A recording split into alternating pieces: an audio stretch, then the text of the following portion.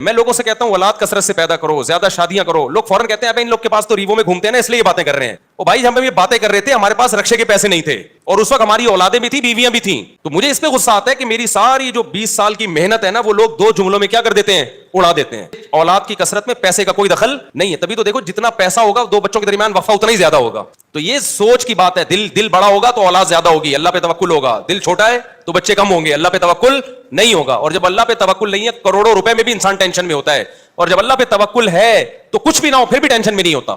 اس چیز کو سمجھنے کی ضرورت ہے, سمجھتے ہو؟ اور یہ وہ ٹینشن ہے جو میں بار بار کہتا ہوں, اس ٹینشن میں تمہیں ثواب بالکل بھی نہیں مل رہا. اللہ کو غصہ آ رہا ہے کہ اتنی نعمتیں دی ہوئی ہیں, جب پیدا ہوا تھا کم بخت ماں کی چھاتیوں میں دودھ پیدا کر دیا, یہ بتانے کے لیے کہ میں تیری پیدائش سے غافل نہیں ہوں, مجھے سب پتا ہے کہ تجھے کیا ضرورت ہے. اتنی بڑی نشانی دیکھ کے بھی تو ٹینشن لیتا ہے کہ پتہ نہیں میرا کیا ہوگا.